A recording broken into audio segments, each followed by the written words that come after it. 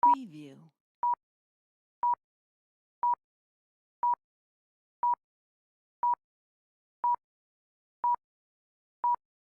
Preview.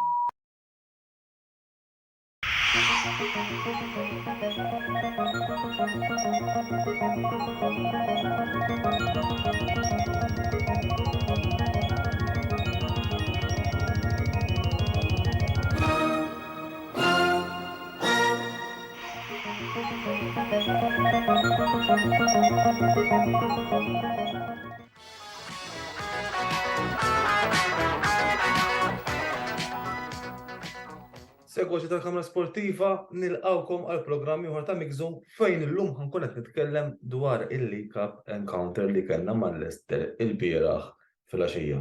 Illum l-għada tal-logħba, logħba li kienet sabiħa ħafna l-kemm kienet logħba tal-League Cup, it-tim tal-Liverpool għamel ħiltu kollha biex jerbaħ dan ir-round u r-round li jmiss javvanzaw. U hekk ġara.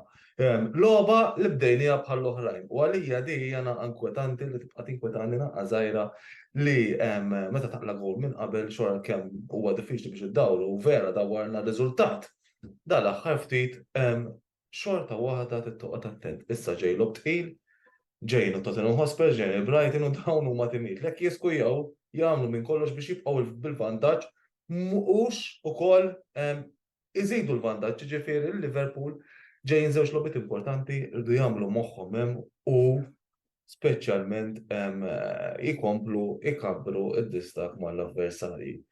Tgħid li l-bieraħ x'taħseb dwar il-logħba għall-ewwel irqadna l-ewwel żewġ minuti, 3 minuti fix skujjaw il-Leicester bl-iskor ta' wieħed b'xejn minn fuq. Mekatir mifakkarni f'ex-player tal-Liverpool jiena qed x'inhu jiġri, ma jistax ikun. Nibqgħu naħdu għalajt li hekk fil-bidu nkunu isna kalmi ma nafux x'inhu jiġri u mbagħad irridu noqogħdu nqumu u naġġieldu u nissultaw u nipprovaw nagħmlu nkabru l-iskor kemm jiflaħ kemm il-bieraħ nibqa' nemmen Leicester xott wieħed fil-lasta kellhom u xott wieħed fil-lasta skujjaw. Il-bieraħ aħna il-bqija kellna niskujjaw u kellna nerbħu skor ikbar milli kien. Però wieħed għandu japprezza r-riżultat, wieħed għandu japprezza li Liverpool ma kinux full team, għandna second option tajba meta ikollna tournaments bħal daw fosthom Endo lab tajjeb il-bieraħ, Gravenberch ukoll lab tajjeb fil-fatt kellu assist, l-ewwel assist li kellu għal Cody Gakpo, l-iskor ta' wieħed li ġabilna Droking Cody Gakpo li wara ħin twil jipprova jiskorja Cody Gakpo iwa irnexxielu iġib id-droq għal Liverpool. Però kulħadd dalgħodu naqblu li kulħadd dalgħodu kulħadd jagħmel replay tal-gowl immens sabiħ ta' Dominic Szoboszlai. Kulħadd qabdu dak il-vibe u għajdu li hekk vera ta' Stevie G. Plejer kbir, plejer li Klopp u l-bqija tal-management tal-Liverpool irridu jieħdu ħsieb. Inkella jekk mhux ħanieħdu ħsieb Szoboszlai ħajkonna jiddispjaċina ġifieri. Szoboszlai huwa dak il-plejer li nemmen il-Liverpool irridu jalmaw tim madwaru. Għandna tim bellezza, għandna tim tal-bliħ, għandna midfield enerġetiku ħafna. Sa Settembru dan il-midfield kellu 6 goal contributions. Dan il-midfield li għandna llum il-ġurnata. Il-midfield li kellna is-sena l-oħra, l-istaġun sħiħ kollu, kull ma kellhom 7 goal contribution. Jiġifieri araw x'tim għandna Liverpool darba u iwa nemmen li jekk nagħmlu moħħna hemm u ma nkunux traskurati bħal ma jnaqlajna goals dal-aħħar fil-bidu mbagħad biddelna r-riżultat. Iwa l-Liverpool ħajkunu qed jiġġieldu għal ħafna mill-unuri li qegħdin fihom, jiġifieri għall-unuri li qegħdin jistgħu jkunu jelqu. Jiġifieri nemmen il-Liverpool hemm f'Jannar forsi jkun hemm dak il-plejer żejjed li jixtru biex isaħħu t-tim. Ma ninsewx li ġejja l-African Cup of Nations jiġifieri dik ħadd tkun kontrina ħafna. Però bis-saħħa tal-League Cup u tal-Europa League Ben Doak ħajkollu ċans ħafna match practice għal meta Salah jkun nieqes. Ben Doak, plejer tajb ħafna u li minnet kesse jizbal il-biraħ laqat il-lasta wkoll ġifieri Ben Doak għadu żgħir u għad ħankun plejer kbir tal-Liverpool. U jalla jibqa' jtieħ dal-lob għax aħna meta li jiġri li konna plejers jgħallu jgħidu il-lista xi plejer jkun, il-lista xi plejer jkun. Pero wieħed qatt ma tajnihom chances biżejjed u darba nemmen li Bendok ħajkun dak il-plejer li jfakkarna wkoll fl-era ta' meta kellna l-Michael Owen, dak il-plejer żgħir jiġri u joħloq panik fil-kaxxa avversarja, jiġifieri wieħed jibqa' jsegwi l-Bendok u nemmen li Bendok ħajkun plejer tajjeb. Mill-bieraħ ukoll kwan saħħ difensur ieħor li nemmen li ħajkollu part importanti f'dan l-istaġun assist tajjeb li Diogo Jota u Diogo Jota bit-takuna minn wara bommu jisku jgħallum ta' Diogo Jota. Diogo Jota plejer li Liverpool jgħanom ħafna u nemmen li laċ li jkollu biex jiskuja huwa fattur importanti li Klopp jibdih. Għanna qoddim tajjeb ħafna, għanna qoddim għanna plejers ta' kwalità fejn ħajkunu għat jiġġieldu, jiġifieri tajjeb li għanna dik l-options u l-għażliet kollha fuq qoddim jiġifieri. Għall-inqas għandna xi ħaġa tajba li wieħed jista' jserraħ rasu fuqha anka jekk ikun hemm sfortunatament xi injury. Diogo Jota, qed insemmi Diogo Jota, nħeġġixkom issegwu l-paġna l-forma parti fiha jien Kopajt Crypt bħalissa għandna refil għaddej biex wieħed jieħu l-opportunità ċans li jerbaħ il-gert ta' Diogo Jota iffirmat minnu ħajkonna ċertifikat of authenticity wkoll jiġifieri wieħed inħeġġu biex jingħaqad mal-paġna tagħna. Fl-aħħar mill-aħħar dan mhux qed nagħmluh biqli ħalina imma qed nagħmlu ħafna refils li fl-aħħar tal-istaġun jew fl-aħħar tas-sena nagħmlu kif nagħmlu eżatt il-lieħ li nkunu qlajna minn daw ir-refils aħna nixuhom aħna personali l-affarijiet noħol hemm din tliet administrators noħorġu xi ħaġa bejnietna u mbagħad il-qlieħ imur għal ALS, però ħanaqdu somma tajba fl-aħħar naħseb diġà qegħdin somma tajba mhux ħażin u din tkun ħatmur għal ALS, ġifieri ħeġġixkom innaqdu ma' Kopajt Crypt tkunu qed tipparteċipaw xi ħaġa sabiħa bl-opportunità li terbħu ma' memorabilia sabiħa. Jew anke kellna fil-passat fir-refils tal-passat ta' ftit ġimgħat ilu. Anka lob tal-Ewropa League kif ukoll logħba kontra Chelsea kontra l-Lask, jiġifieri inħeġġixkom tingħaqdu għal din l-opportunità u fl-istess ħin tkunu għattejnu għal kawża ġusta. Aktar quddiem ħankunu qed nagħtu aktar informazzjoni meta nkunu qed nippreżentaw is-somma finali li nkunu ġbarna. Jien ħankompli nitkellem dwar il-logħba l-bieraħ tista' tgħid overall sakemm lajna l-gowl, il-bqija kulħadd lab tajjeb, intuhom tellajnu niżlin teamwork tajjeb ma dispjaċini minn ħadd naraħ Curtis Jones qed jimpressjona ħafna huwa plejer li jista' jilgħab kullimkien. Plejers oħra labu tajbin Harvey Elliott kellna żewġ okkażjonijiet fejn laqtilna l-asta, żewġ okkażjonijiet oħra fejn qalgħuna bla minn fuq il-linja. Kulħadd trid jiskuja l-bieraħ, kulħadd rajna dik il-grinta biex jgħin it-tim jikkwalifika round li jmiss li ta' bilħaq ħankunu qed nilagħbu mal-Bournemouth away għar-round li jmiss tal-League Cup. Jien ħanatikom xi ħaġa mir-ratings li kellna.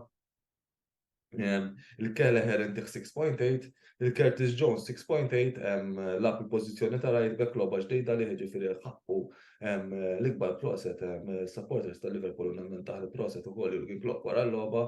Ibrahim Konate 6.8, Kwan Saħ 7.4, lab logħba tajba plus kellu assist, Costa Tsimikas lab tajba ukoll 7.2, Harvey Elliott 7.4, Watar Wendu 7.7 lab logħba ta' defensive midfielder tajba, Gravenberch 7.1, Diogo Jota 8.1, skorja l-bieraħ 8.2.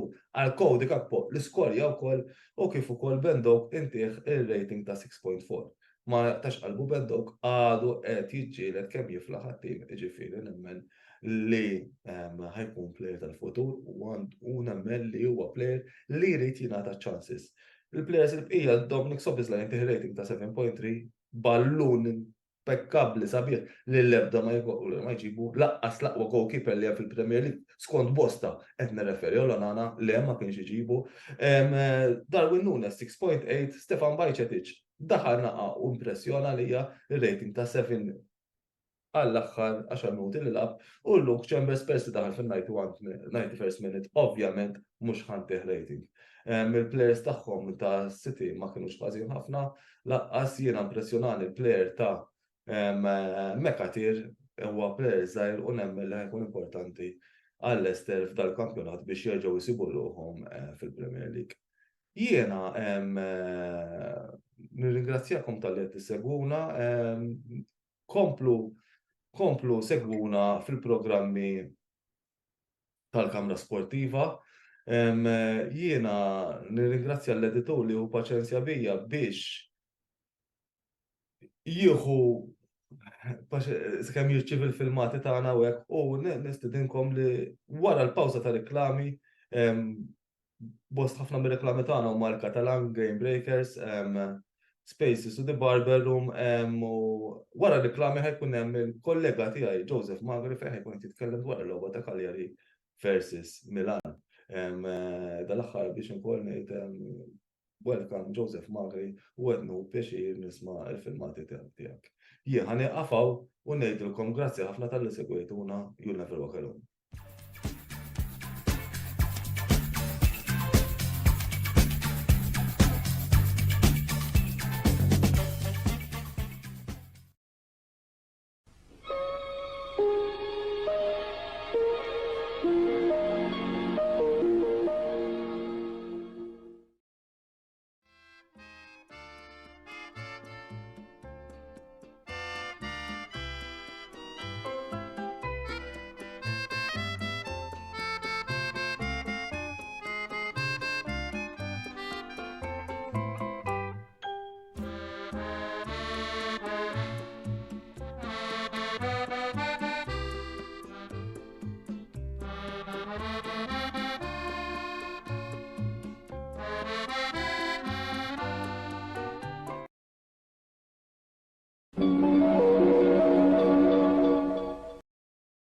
Wasal eluq żmien ommok, missierek, jew xi ħadd minn tal-familja, għandek xi okkażjoni jew xi attività mal-ħbieb u trid issib restorant tajjeb b'ikel ġenwin u prezzijiet qalbut ta' kulħadd, post wieħed għandek issib El-Catalan tax-Xajra fejn issib għażla vasta ta' pizza, pasta, grills u aġin f'atmosfera b'element familjari. Għal bookings ċempel fuq 21 800 997 jew żur is-sit tagħna għal iżjed informazzjoni. El-Catalan, ir-ristorant għalik.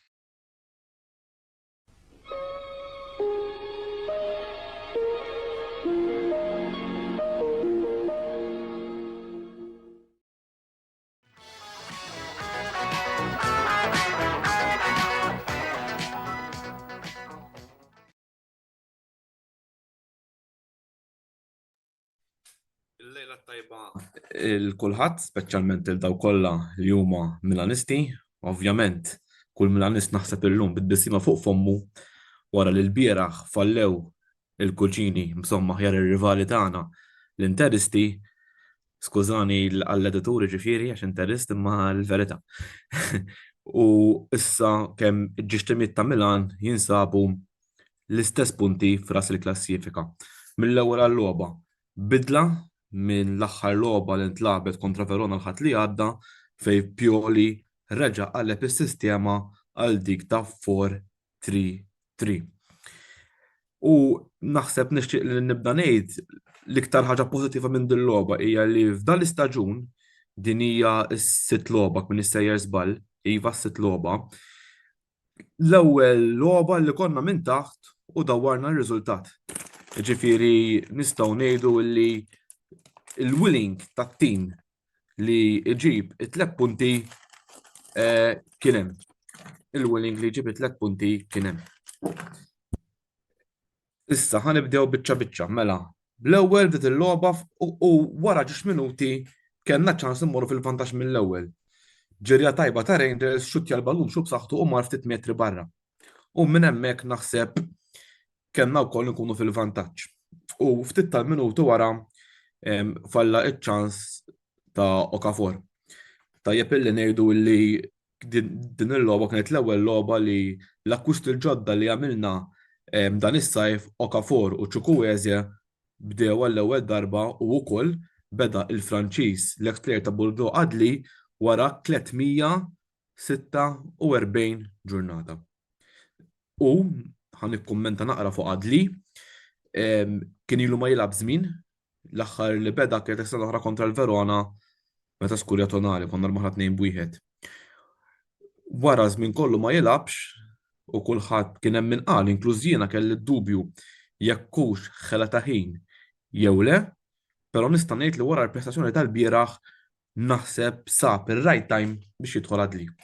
Għaliex nemmen illi għamel logħba tajba ħafna, fenomenali, u naħseb l-unika żball li jagħmel u li kif jagħmel kull plejer naħseb ġil gow tal-Cagliari fil-33-35 minuta li tafaħħom fil-vantaġġ.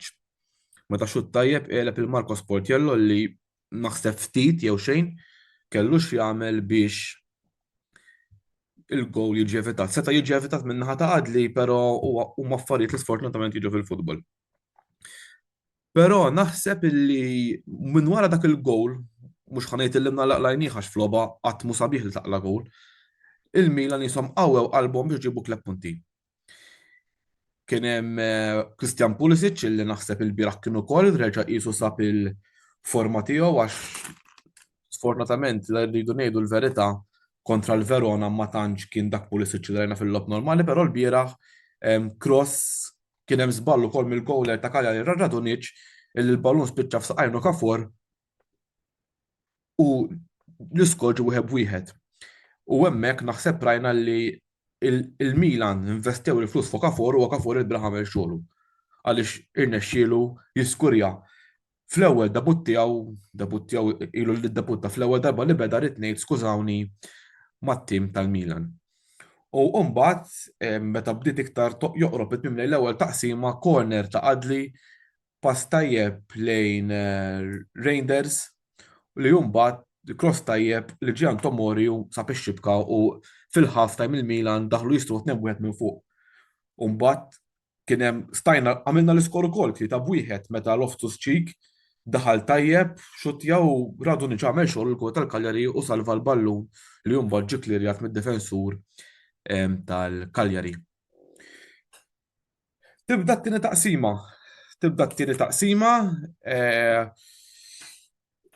u ħanejt dak li qed naħseb jien forsi hawn ma jaqbilx miegħi. Bej il-45 sa 60 minuta, fis-60 minuta skora Loftus-Cheek l-iskor li ta' wieħed labna mal-Cagliari, però konna qegħdin nilagħbu wkoll man-nar. Konna qegħdin nilagħbu letteralment man-nar. U ħanispjega għal xiex. Fil-55 minuta il-Cagliari apparti li naħseb bej dak il-ħin bej il-45 minuta u sakemm ġie l-gowl fis-60 minuta il-possess kien f'saqajn il-Cagliari.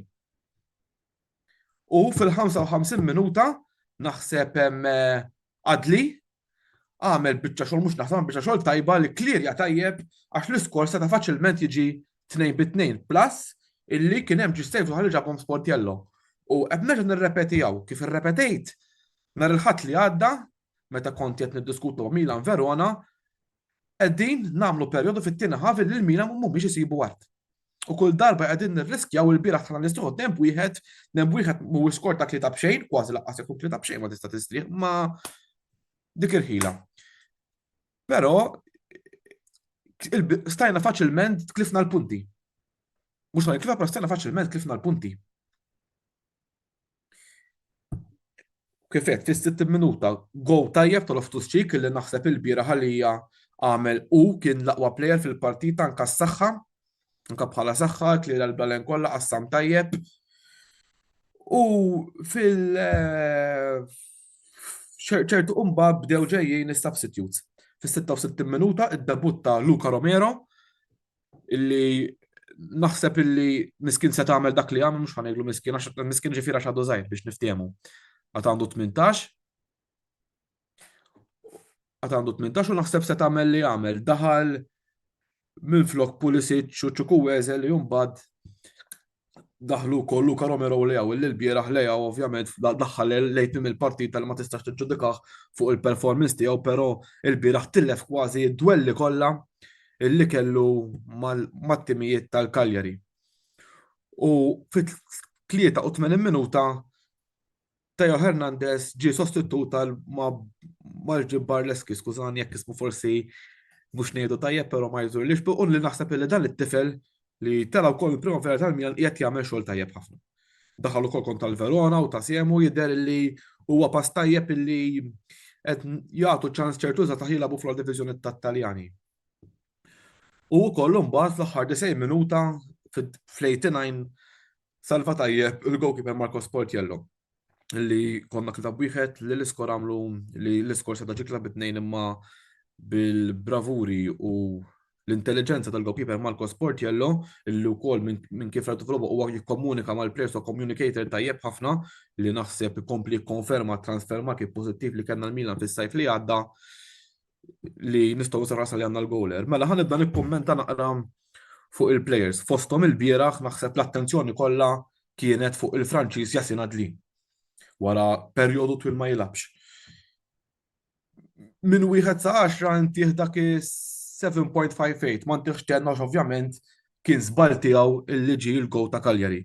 Però naħseb xogħlu għamlu, il-passes kienu tajbin kollha, ħoloq it-tieni gow minn corner, ġifieri għamel xogħlu u ovvjament jisu tkellem bil-qalb wara u naħseb rajna l-maturità ta' dan il-plejer illi waqt l-intervista wara l-logħba qal illi hu ħajlabu fejn jridu l-coach u ħajamel dak kollu li istenna minnu l-coach u li jonora il-flok tal-Milan. U naħseb wara mhux kull plejer jibqa' mat-tim tal-Milan meta jagħmel dak il-perjodu kollu ma jilabx.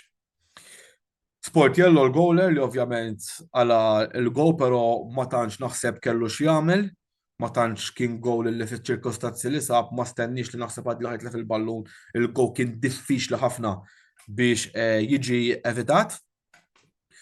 U ħandur fuq tiegħu u Tomori li t-tnejn kienu taw l-aħjar tagħhom. Tomori tefal Milan minn fuq waqt il-logħba lejn l-aħħar tal-ewwel taqsima illi naħseb daħal tajjeb waqt il-korner u tiegħu id-defenda tajjeb ħafna. Kien hemm ukoll daħal f'ħin minnhom Muża flok Florenzi, skużawni għax kont ħaninsa nsemmih, ukoll li su għamel żmien perjodu bl-inġeri, però sa daħal naħseb sa bil-fitness tiegħu u qed jagħmel dak kollu li jistenna minnu l-coach tim tal-Milan u Muża ukoll li ġifieri lab b'saħħa b'dedikazzjoni u għamel xogħlu. Ħankun naqra mhux soltu nkun negattiv fuq dal-plejer, però l-bieraħ naħseb stennejt sa ċertu punt aħjar minn Teo Hernandez. Minn Teo Hernandez il-bieraħ stennejt taħjar, jista' jkun forsi kien inġel il-ġimgħa l-oħra u l-fitness għadha ma ġietx 100%, jista' jkun ukoll, però naħseb il-bieraħ stennejtna aħjar minn Teo Hernandez. Ma kien biex nispjegaw aħjar, ma kienx Teo Hernandez illi nafu s-soltu kif jilab. Okafor u Pulisic qed jagħmlu xogħolhom, Pulisic bażikament ta' l-assist li wassal għal-gow ta' Okafor illi huwa tara sabiħ illi plejer li jibda l-ewwel logħba jiskura u jġiblek id-droid daħħal it-tim fil-logħba fil-ħinijiet eżatt għax naħseb il-ħin li jsibu l-gow kien kif jgħidu the cherry on the cake.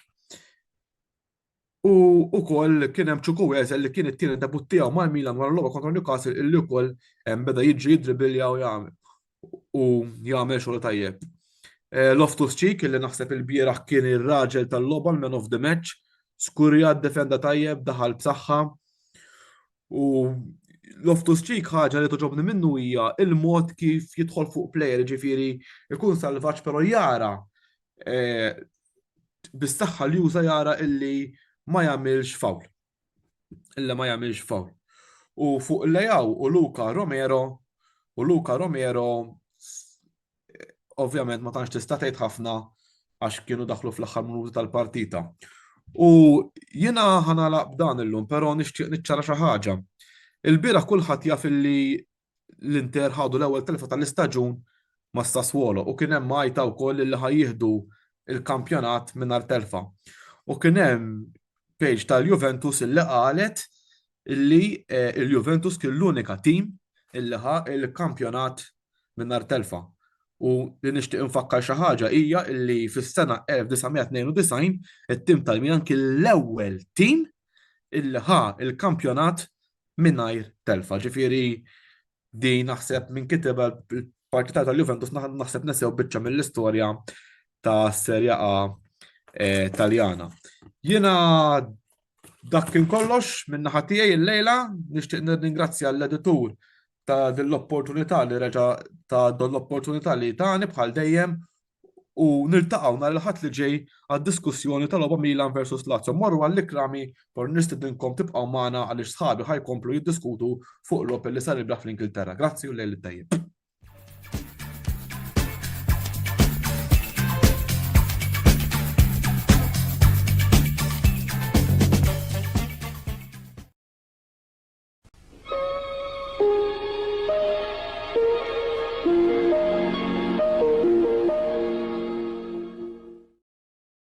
Fil-tempi tal-futbol, nirġa wasal dak iż-żmien tas-sena u din is-sena ser ikollna novità importanti hekk fil-logħba tant mistennija minnkom ser ikollha isem ġdid. FC24, il-logħba tal-futbol li Game Breaker ser ikollu disponibbli fi ftit ta' żmien ieħor fuq id-diversi pjattaformi tan-Nintendo għal 65 euro u tal-PlayStation għal 75 euro.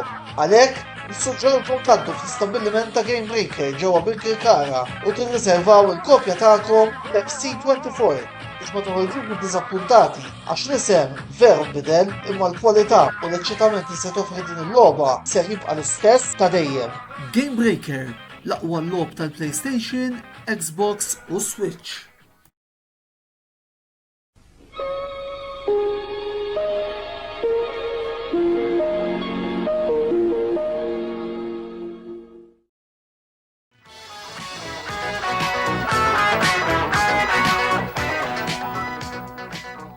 Nsalem is-semmija kollha nilqakom miegħi Kert, l-YouTuber ta' Arsenal għal programmi għal Mixzone fejn magħkom ħankun nitkellem dwar il-logħba tal-bieraħ tal-Carabao Cup bej Brentford u Arsenal. Qabel nibda u nagħti l-analisi dej fuq il-logħba nixtieq ngħid li l-logħba tal-bieraħ kienet id-disa logħba bla telfa għat-tim tal-Arsenal. Rajna 8 tibdiliet li Arteta iddeċida li jagħmel. Rajna debut ta' Sargo Ġejar, plejer ta' 19 sena li debutta mal-kbar. Rġena rajna Ramsey bejn il-lasti u korrena l-Smith Rowe mal-11. Niġu għall-logħba, l-logħba offrit żewġ ħaf solament differenti, kull tim kellu l-ħaf tiegħu, nemmel l-ewwel ħaf Arsenal kienu kemm xejn aħjar u t-tieni ħaf Brentford kienu iktar perikolużi u deru li jridu l-gol ta' draw u nemmel li dak is-save ġab Ramsdale żamna fil-partita u goal line clearance ta' Kivior ukoll. Ġifieri il-Brentford żgur li hu ġabu draw l-logħba marra tal-penalties żgur li kien jemmerithom. Niġu għall-ewwel ħaf offrit stil ta' futbol li konni naraw żmien. Ġeneralment tim tal-Arsenal jagħmlu vantaġġ futbol fin-nofs. Ma ninsewx, l-bieraħ ħlabna ħriġna 4-3, però xi ma attakaw bejn il-ball 4-4. Rajna l-Havertz jiġi in-line mal-attakk u bekk Jorginho u Smith Rowe kienu ġiex players li bdewnu dawgan ta' xulxin u kif ukoll flet meta niddefendu li bdew jibnu l-attakki tal-Arsenal.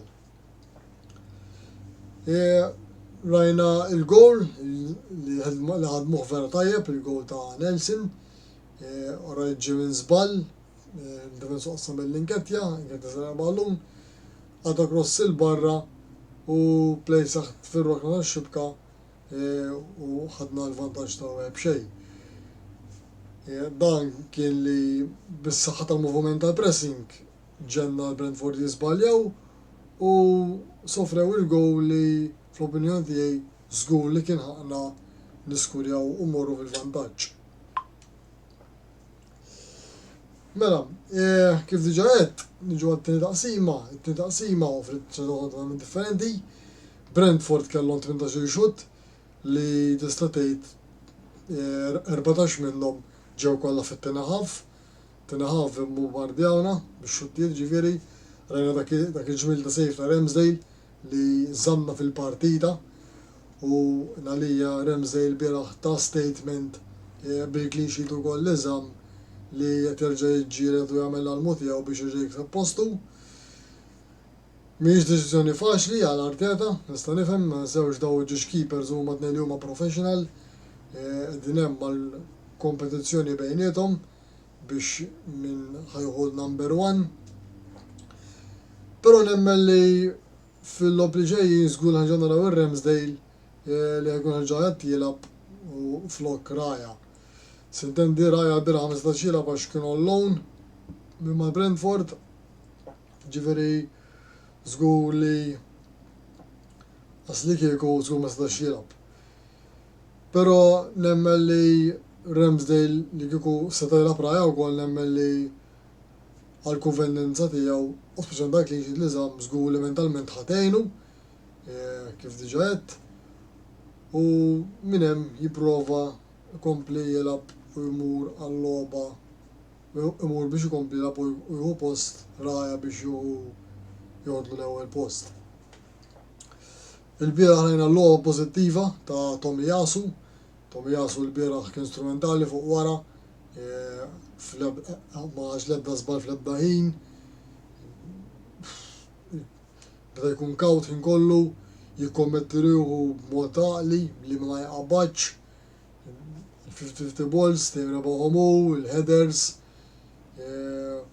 Kull throw-in li taw il-Brentford, kull long throw li taw il-Brentford iżda dejt, speċjalment naħa tax-xelluk, kollha ħadhom l-ewwel touch, ġifieri Tomiyasu żgur fl-opinjoni tiegħi kien il-man of the match tal-logħba tal-bieraħ.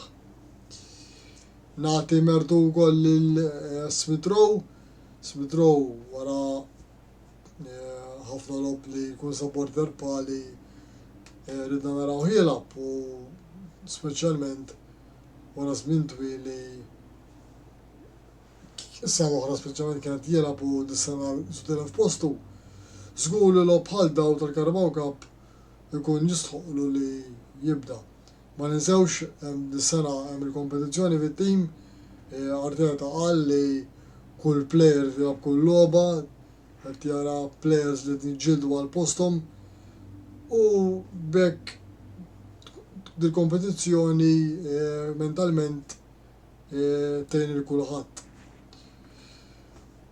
Nemmen li ħafna players bħala livell u mandaqs maġġoranza ħanejtek għax veda hemm jispikka wkoll, però nemmen li kull player li hemm żgur li ħajkun jistħoqlu iċ-ċans tiegħu li jkun mal-ewwel 11. Fl-opinjoni tiegħi wkoll rajna it-tibdiliet li ridnihom iktar inqabel, fl-opinjoni tiegħi Arteta l-bieraħ dam jistenna naqgħu mhux ħażin biex biddel l-ewwel sostituzzjonijiet. Konna taħt pressjoni fit-tieni ħaf, Brentford letteralment imbombardjaw il-lasta tagħna, ġifieri kellna ħafna kellhom xuddiet li blokkajnihom sew. Għalkemm imbombardjawna xorta ma kellhomx clear cut chance li setgħu faċilment jiskurjaw, rajna l-goal imħassar li kien offside, però apparti dak mbagħad rajna il-save li diġà ta' Ramsdale li kien save mill-isbaħ, fingertip save, xelfu mal-lasta u l-ballun ġarġel barra. U nemmen li bħala clear cut chances ma kellhomx, però il-futbol u hekk li hu l-bieraħ għalija Brentford għal mod kif dew jilagħbu fit-tieni ħaf għall-islif billi jilagħbu. Il-pressing tagħhom kien verament eċċellenti. Rajna l-tlieta ta' wara bdew jaffanzaw ħafna u għajna naqgħu lura fejn mhux soltu naqgħu daqshekk lura f'ċertu lob, però meta jkun hemm daw it-tibdiliet u ma ninsewx rotations li jagħmlu differenza anke x'int tiddefendi. Dak kien kollox minn naħa tiegħi, Jen nfakkarkom li dan il-programm tistgħu issibuh fuq il-YouTube channel tagħna.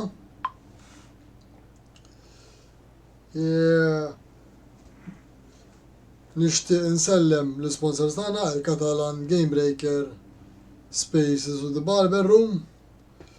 U għada jmiss il-programm il-ġimgħa il-Kamra Sportiva li se jxandar fis-6 flimkien ma' Lorena Bringat. Grazzi u nsalam il kulħadd.